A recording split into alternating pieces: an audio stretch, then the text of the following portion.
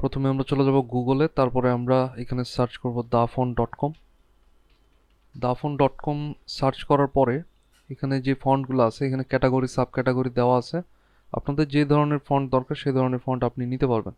তো এই জায়গায় আমরা চাচ্ছি যে আমাদের যে টাইপটা আছে সেই টাইপটা চাইনিজ অথবা জাপানিজ এই ধরনের একটা স্টাইলে হবে।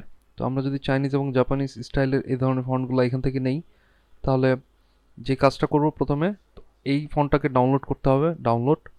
ডাউনলোড করার পরে অবশ্যই সেটাকে ডেস্কটপ অথবা যেখানে আমি সেভ করতে চাই সেখানে আমাদের নিতে হবে। তো আমি ফোল্ডারটা আমার সিলেক্ট করে নিচ্ছি কোথায় আমি এটাকে সেভ করব। তারপর এটাকে সেভ করে দেওয়ার পরে এটাকে ওপেন করে নিব। অবশ্যই আপনাকে উইনরার থাকতে হবে, কারণ এটাকে খোলার জন্য আপনাকে উইনরার সফটওয়্যারটা ইনস্টল করা থাকতে হবে। আমরা এখানে করব এক্সট্রাক্ট ফাইলস। ওকে, এটা ডাবল ক্লিক করার পরে এই যে ট্রু টাইপ ফন্ট অ্যাপ্লিকেশনটা আছে এটার উপরে ডাবল ক্লিক করে এটাকে ইনস্টল করতে হবে।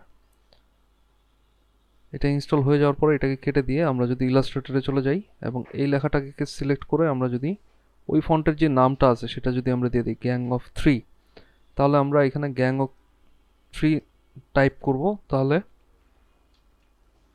গ্যাং অফ 3 টাইপ করার পরে দেখব আমাদের এক্সিস্টিং যে লেখাটা আছে এই লেখাটা কিন্তু চাইনিজ অথবা জাপানিজ একটা স্টাইলে চেঞ্জ হয়ে গেছে। তো এটা একটা শর্ট প্রসেস। আপনারা চাইলে দাফন থেকে এখানে যতগুলো ফন্ট আছে আপনারা ক্যাটাগরি সাব ক্যাটাগরি ওয়াইজ সবগুলোকে দেখলে এখান থেকে বেটার একটা আইডিয়া পেয়ে যাবেন।